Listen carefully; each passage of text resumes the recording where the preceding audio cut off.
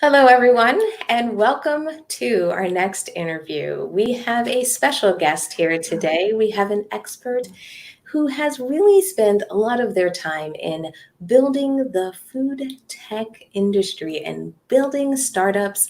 And I'm really excited today to talk not only about the business that has been built, but also how Malka has been flexing, how COVID has impacted the business, and really, more importantly, how Malka and her team have really become not only fluid, but very dynamic in how they have responded and moved their businesses not only to online delivery services. Oh, I shouldn't go into too much detail because I don't want to steal all the thunder.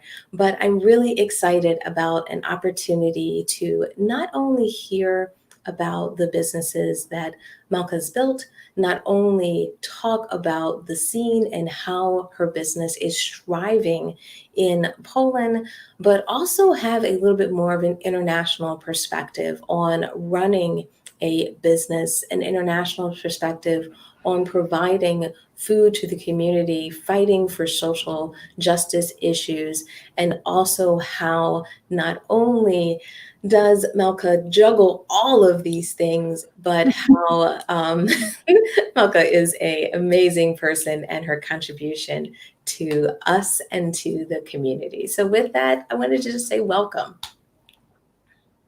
Hi, hello everybody. Hello, Stephanie. Hey. I'm really glad to have you here today. I think one thing that we should do is give everyone a little bit of background, just so everyone learns a little bit about you, and we'll talk a little bit about your business as well. So first, let's give everyone a little bit of background as far as your vegan status, how long you've been vegan, and maybe give everyone a little bit perspective on your journey, what brought you to becoming vegan in the first place. So I started this journey, yes, because it's a journey. It didn't become it's a process, I would tell. We started about 20 years ago when I realized that I cannot close my eyes on animals suffering. And then I switched to semi-vegetarian. So I ate fish, and then I stopped eating fish. Then I stopped eating cheese. Then I stopped eating eggs. And about 7 years ago, I started trying to be vegan, which was not very simple in Poland at that time. You just have to realize differences between Eastern Europe and Western market, where 7 years ago almost everything was available vegan. Yes, and in Poland there was almost nothing. And I told myself, all right, like 10 years ago, I would like to have a restaurant where I can go and I don't have to really worry whether it's vegan, vegetarian, or whatsoever. I need to have a place where there is tasty food for everybody and it's vegan. Yes. So I made a business decision. Okay, there is nothing like that in Poland, so I will establish it. Why not? So, I love that. It's so good when you see there's not only that opportunity, but that ability to take a dream, an idea, and turn that into something. It's so exciting to be able to do that. It's, as Dalai Lama said, be a change you would like to see in the world. So I said, all right, I will. Absolutely. So you started the restaurant. Maybe give everyone a little bit of perspective. When did you start your restaurant? 10 years ago, I established a small cafeteria. I didn't know that it will grow like it is today. And it was that time, it was vegetarian. The cafeteria was called Tel Aviv because I live between two countries and two cities, Warsaw in Poland and Tel Aviv in Israel. So I said, I want to bring this Tel Avivian vibe to Poland and to Europe. And 10 years ago, I opened a small restaurant, and after 10 years, we have 8 big restaurants, a chain of vegan, fully vegan restaurants. I have to give you a clap. That is wonderful. The idea of expansion and growth, a lot of times, when people talk about their businesses, it starts with a small idea, but when you're able to go out and have 8 different locations, I think that's very amazing and something to celebrate. But I didn't mean to cut you off there.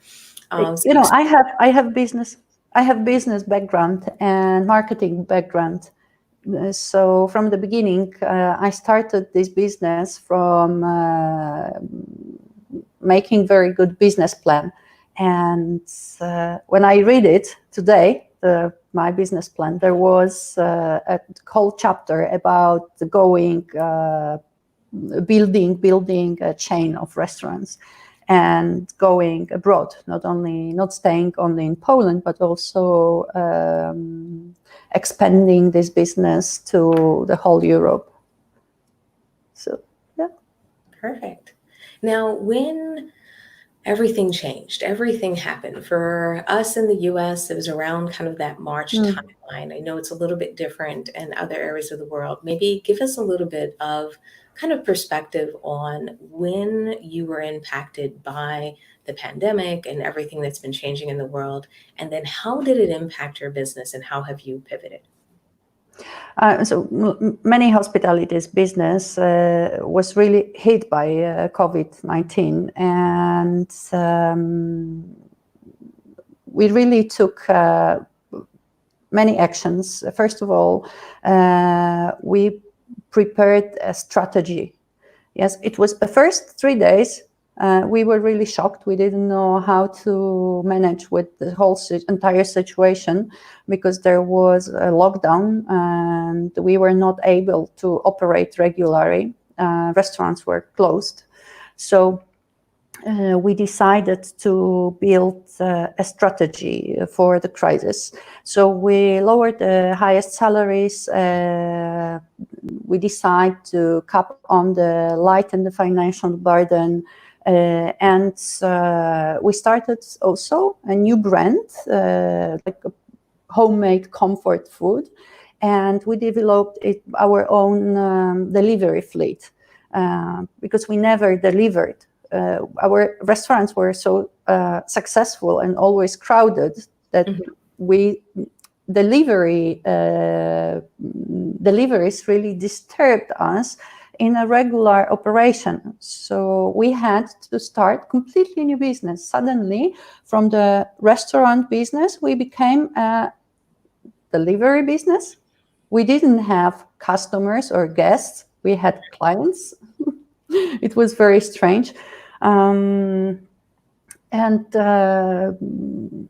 So how did you make that switch? Like, how did you, especially like you said, without a customer base and so forth, did you just start emailing people? I don't know if you had an email list. You mentioned your marketing background, so maybe giving a little bit of insight into how you used, your marketing acumen to make that switch. So the main role really played our marketing. Yes, we couldn't sell through our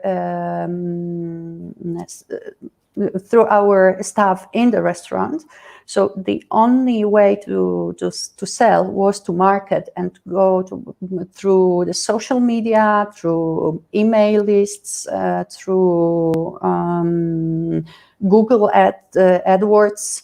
And so there was the whole marketing plan for digital marketing plan to inform our clients and our customers that from now we will sell through deliveries. We will deliver food. And because we have 8 restaurants in Warsaw, capital of Poland, so we covered almost all Warsaw. And we had deliveries from each part of the city. It's quite a big city for Europe. It's over 2 billion people. So we were really, it was really good to have coverage for the whole city, that we could deliver from each restaurant. And the crisis really showed us that this is very good branch of business, that we can start thinking about deliveries as about additional branch of the business. Yes. So we decided to continue this, and now we built like delivery department, and we built a dark kitchen, or it's called cloud kitchen, only for deliveries. Mm-hmm. Yeah, I love the idea of doing cloud kitchens. I've been talking with a couple of people who have been doing that in different spaces and even in different countries. And the concept of having kind of that cloud kitchen where people can do orders, then the food is delivered. Not only, like you said, it works in this current environment, but it creates a new kind of revenue channel for a lot of businesses, and a lot of people are kind of taking this challenge of COVID-19, potentially looking at the positive sides of things, that now it's creating, not only a new channel for some restaurants and individuals out there, but in the future, I've been talking to people who've been saying that they might even do, they may keep their existing restaurants, but they may even set up cloud kitchens in other places as an expansion. Yes. So we already made our decision, and we have already a place, and now we invest in this place a little bit to refurbish this place, to make it bigger, to build a capacity, because we see that after the summer, the autumn can bring again drop down in income. So this dark kitchen can bring us extra turnover, and so this is something what I would call what we learned about our company during the COVID, that we are anti-fragile. So we are not only resistant, but we are anti-fragile. This crisis really caused that we developed the company. We grew, and we became stronger. And we were also afraid because vegan business is still not a mainstream in Poland. So we were afraid that we will not have so many orders through delivery. Through delivery, and finally, at the end of the day, when we make a summary of this, we even earned on this. Sometimes when we compared our income to income of restaurants of our friends, which are not vegan, we had even higher income. This is interesting. It really shows that the vegan business is not anymore off-stream business. It's becoming a mainstream business. Yeah, it's amazing when you can see the demand is still there. You know what I mean? Even though businesses may have to shift to things like delivery online, the idea is that people still want vegan options. They want options. And you know what I mean? And in a sense, it's an exciting time, I think, for vegan businesses, because Really? It's a time where we can serve people better, where we can help people, get vegan food into their standard rotation of where they eat, and so forth. So I'm really excited about it. I'm not sure. What do you think about as far as like the future of kind of? It's vegan. Future is vegan. Yeah. We know it, especially after this crisis caused by virus, which were transmitted to humans from animals. Yes, so people really saw that it's not only matter of of compassion, not eating animals. It's not only a matter of compassion or ecology. It's a matter of our health. Yes. So even those that were really against vegan diets, they started thinking about switching to plant-based food.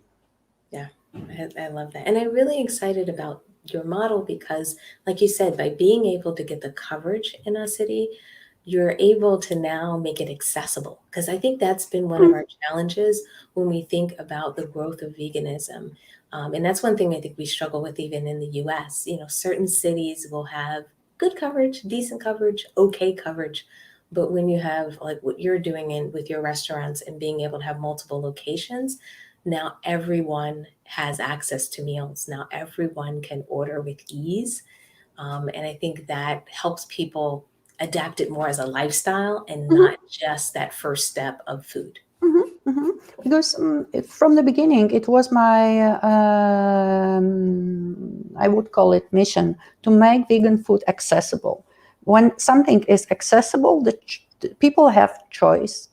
If it's not unaccessible, people don't have choice, so they cannot choose. And so my purpose is just to give choice. Absolutely.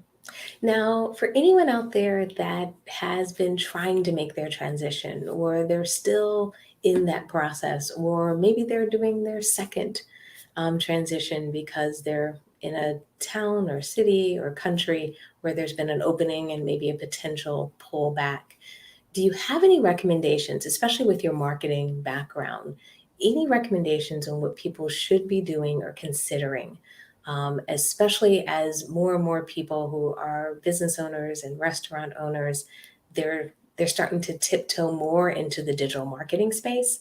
And some may feel a little intimidated, may feel a little nervous, or not know where to start. I don't know if you have any recommendations or anything that you did along the way that you'd advise others to do. So first of all,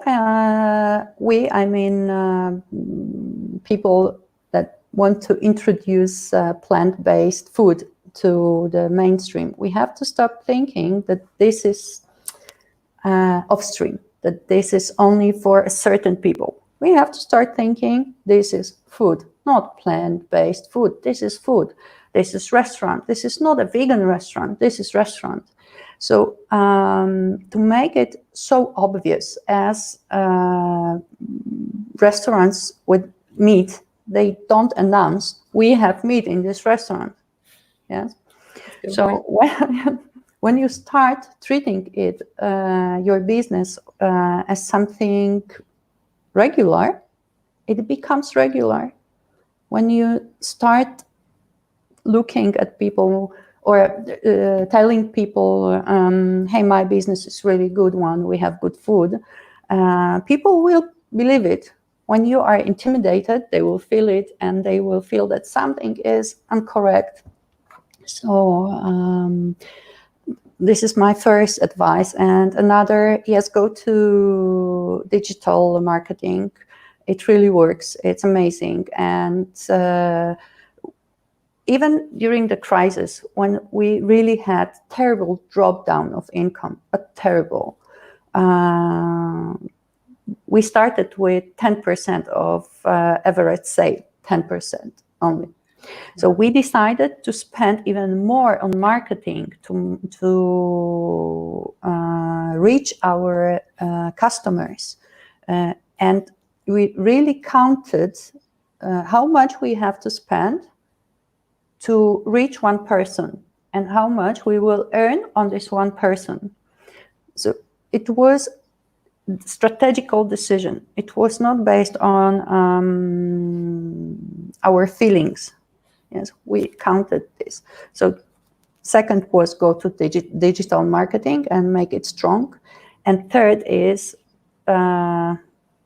you have to start your journey and your friendship with Excel. You have to count everything.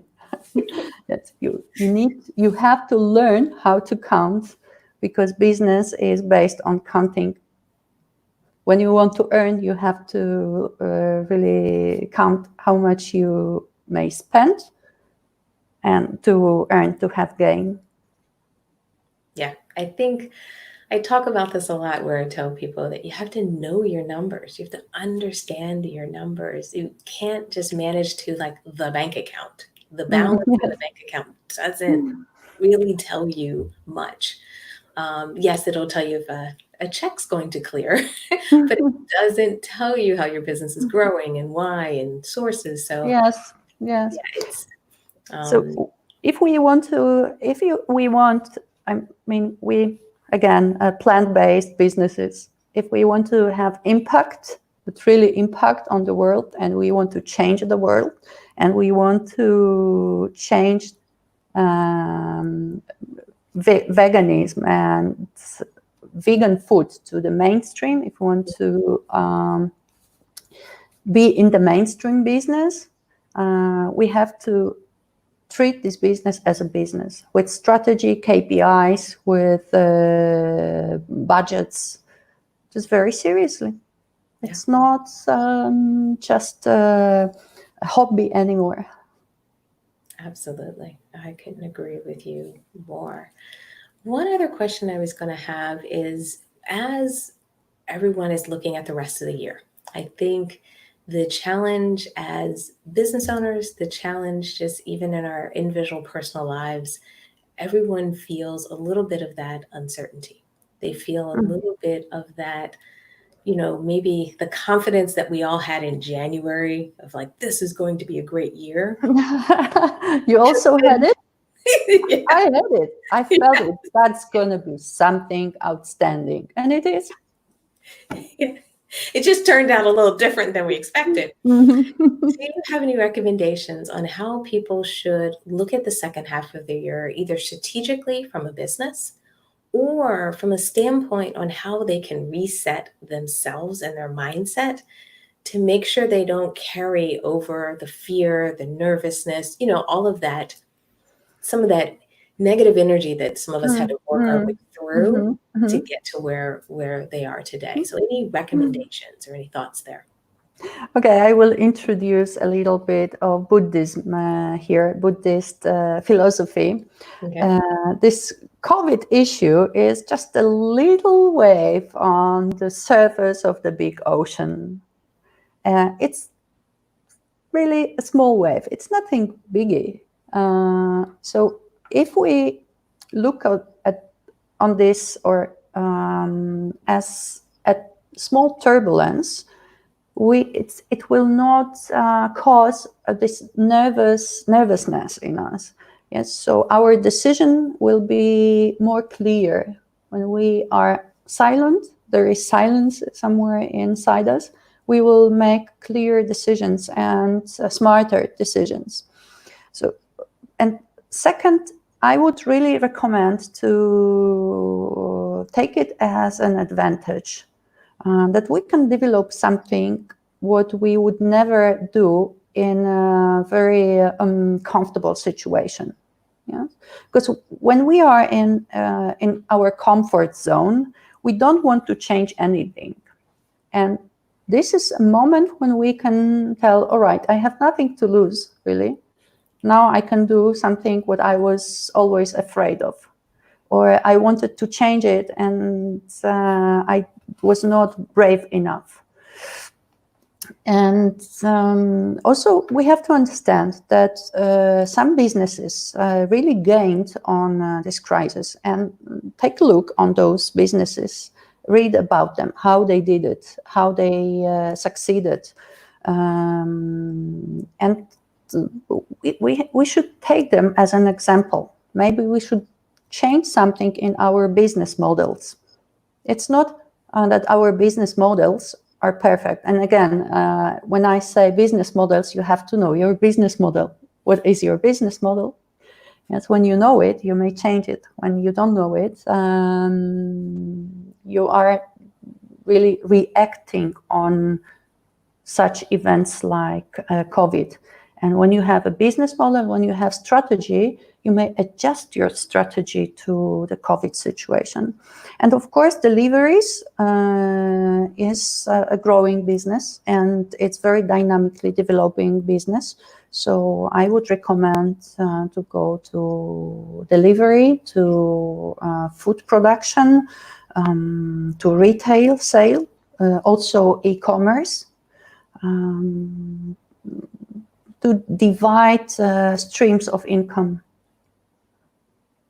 Yeah, and I think that's so important that we create that, like you said, divide or find multiple kind of channels and ways to bring in income in our businesses so that we have a little more balance, and it can help with that stability. It can help you weather the storms, because life has storms, like you said, there's that turbulence that is going to come and go.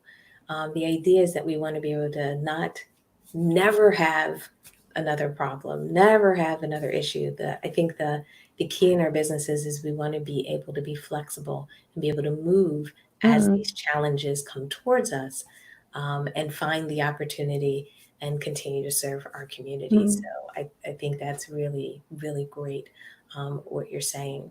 One thing we didn't do, I just realized, is we didn't mention the name and the website for the restaurant. So if you want to give everyone a little bit of background, let's give them the name, social media, and everything. So if anyone in Poland is watching, or anyone's traveling to... Okay, not only in Poland, yes, we will go international. So maybe soon, That's true. very, So very soon. let's start following you now. So maybe if you want to give them the website, social media, and any background so they can get in touch with your company.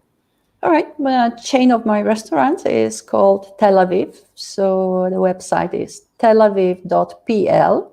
And so the social media, Facebook, also Tel Aviv Urban Food, and Instagram Tel Aviv Urban Food. And my company is called Food Quantum. And because we're going to start developing new brands as well, not only Tel Aviv restaurant brand, but another restaurants, also vegan, of course. So we will also work more on marketing of our company, like Food Quantum company, right? Perfect. And I love that you're looking to expand and also looking at offering other brands, and being able to offer different options. Now, give everyone a little bit of background, or maybe walk us a little bit through the menu. I know for some people, they just got through lunch, so hopefully people aren't going to be too hungry, but give them maybe some ideas of some of the items on your menu. Okay, in Tel Aviv, we have Middle Eastern food, Arabic Israeli food, like hummus, but the best one in Poland, really the best one. We spent plenty of time in Israel to eat hummus, to taste it, and to bring the best recipe to Poland. Of course, falafels and shakshuka and so on, this Middle Eastern tasty, delicious, aromatic food. But very soon we will go to Asia food brand, because Asian food becomes more and more popular in all over the world, I would say. And it's really perfect to make it vegan. Yes, it's very simple to make it vegan. And we also want to target this Asian food to the younger group of people, because now Tel Aviv is for people between 30 and 40. So we want to go to the younger group, which is really the I think in this group, younger, 18-25, about 50% of them declare that they prefer vegetarian or vegan food.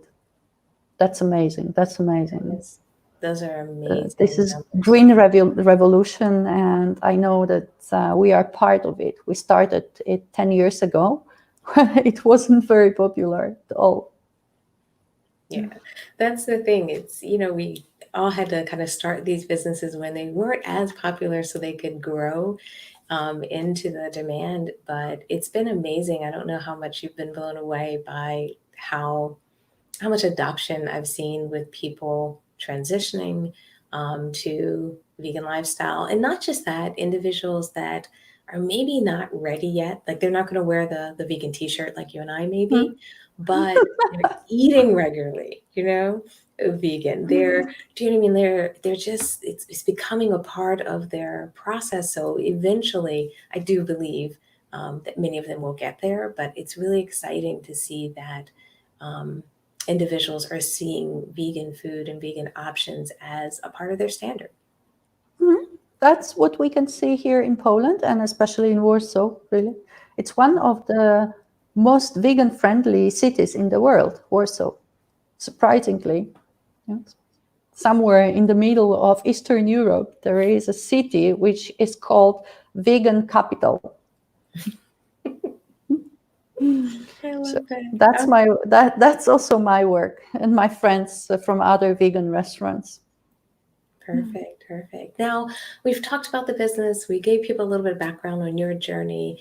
The last piece I'd love to maybe wrap up Mm. on is a lot that's happening, not just in the US, but really around the globe. We're starting to see, our societies demand more from not Mm. only our government, demand more from us as individuals to get us to act, to get us to recognize social injustice, to make sure that we are speaking out for groups that are being disenfranchised and so forth. Mm. Do you want to give people a little bit of background on some of the work that you do in that space, what's you're passionate about, and where you spend some of your time?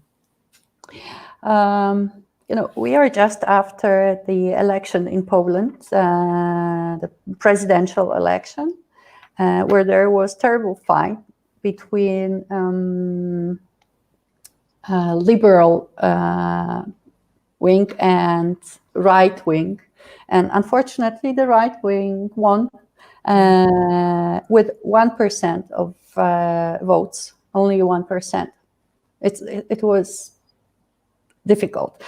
So in Poland now, the biggest social debate currently is about the rights of LGBT community. Yes, and this conservative government decided to use the LGBT people as a scapegoats in the last elections, and women rights and LGBT organizations also lost access to many sources of funding because the ruling party distributes the resources mostly to religious and conservative organizations. And so I personally participate in a social campaign started by my friend's company that had a goal to giving visibility and collecting funding for the major LGBT organization. And me and my girlfriend, we were face of this campaign. So because I am widely known person in Poland in certain circles. Mhm. So I said, all right, if I'm recognizable, I can give my face uh, to participate in something for others, also to be Yeah, for the to cause. fight as a cause for and to fight for others. Because I really live in a big city, so for me, being a LGBT, whoever, just a person with a girl living with a girl, it's simple. I'm not scared, but in many smaller cities, it's a big problem. So this is mainly the main issue in Poland for now, is fighting for LGBT rights and for women rights. Yeah, and that's the thing that I think the other hard part about right now is, it's the magnifying lens is being put on how much we aren't standing up for a lot of groups that need the voice at the table. We're realizing that, there's a lot of elected officials in place that, are frankly harming groups.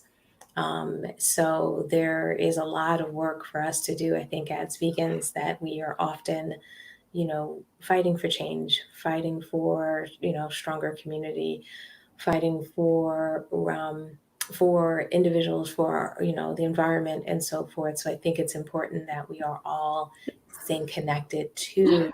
Yeah, we have a lot to do, really. We are. But I see for last 10 years, since I started this vegan business, I see amazing changes, how people think, how they change their thinking about the influence on environment, and also about their rights. So I see it as a process. Okay, it will take some time, but finally, I hope we will leave this world better than we see it today. Absolutely. Absolutely. And I love the work that you're doing. And I love, like you said, about using your recognition, you know what I mean? The ability you have to reach people and being able to lend that to these movements, I think is commendable, is great. And I think it's important for all of us out there to do as much as we can.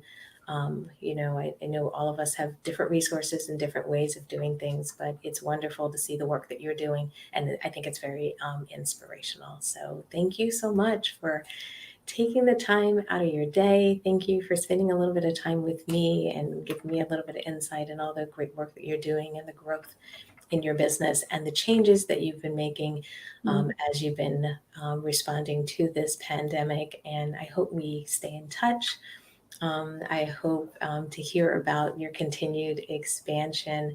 And I just wanted to really be excited and thankful for the contributions you're making to the movement. So thank you for all that you do. Thank you, Stephanie. And also I would like to thank to all my team, because we work together to be where we are today. Thank you. Perfect. Well, if there's anything else you want to share with our audience as we wrap up today's interview and today's session? Really, just go and realize your dreams. It's really worth. You have only one life. Perfect. I think that's a perfect place to leave today's session. So thank you so much. Thank you, everyone who has listened. If you do have any comments, because you're watching this as a replay, if you have any questions for our guests today, and you're watching a replay or listening to this as a podcast, please post them online. We'll make sure we either pass them along or we will do our best to answer them as well. So thank you, everyone, for joining us. Thank you so much for being here with me today, Malka, and we will talk to everyone next time. Thank you. Bye.